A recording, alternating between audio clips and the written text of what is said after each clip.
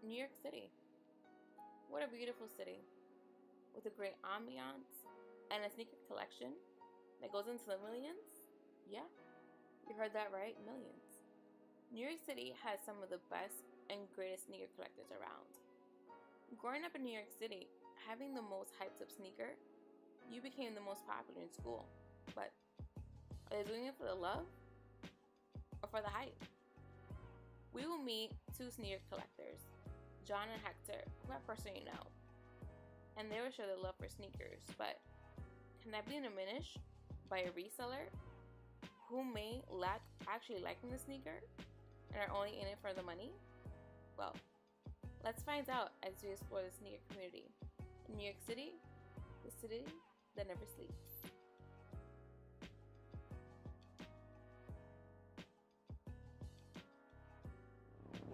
When I was a kid, I used to watch Tales from the Crypt, and in season 2 there's an episode called Fitting Punishment.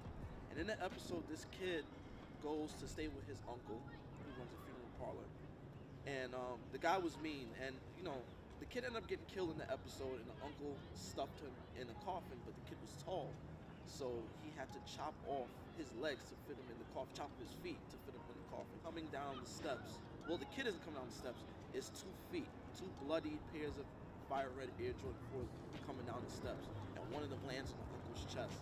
And even when the episode ends, the Crypt Keeper is wearing it.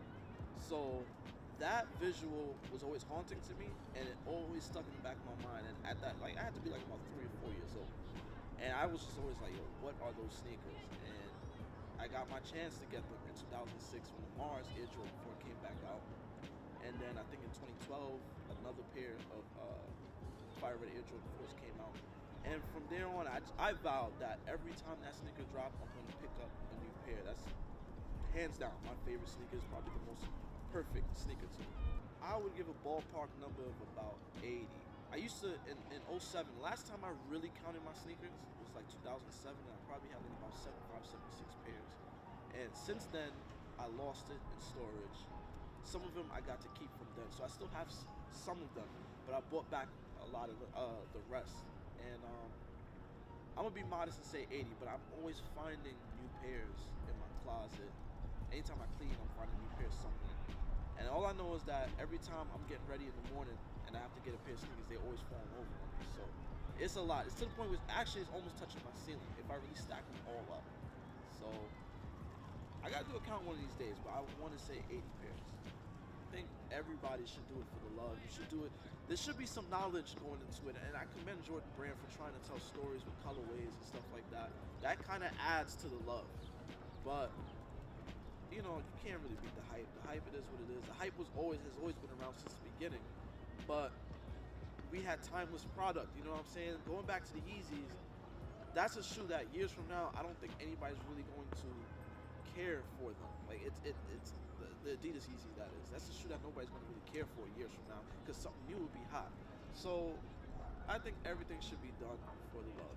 The minute you do something for the hype, it's not genuine, and you're going to fall out of love with it eventually, and you're going to realize you've been wasting your time. Obviously, Jordan being the it person to follow when you were younger, you would always look to every game to see what he had on his feet. He always had the most popular sneakers. So then you would see every kid in school that was wearing them. I hate to say it, but even the drug dealers in the neighborhood would always be wearing the flyest sneakers. And you look to them, because at the time, there was no social media. There was no type of bloggers. None of that it was non-existent at the time. So the majority of the things you had to look forward to was just TV, seeing what the latest athlete was wearing, seeing what the latest rapper was wearing. And on top of that, if you bought Source Magazine or Slam Magazine, it would always tell you what was coming up next. Or if you made connects in the little mom and pop stores, then you would see what was up and coming. So that's seeing all of that, and then watching sports. It's a little bit of everything that kind of interests me into getting into that culture. So I would say it just all started in the 90s, and I'm still in it till today.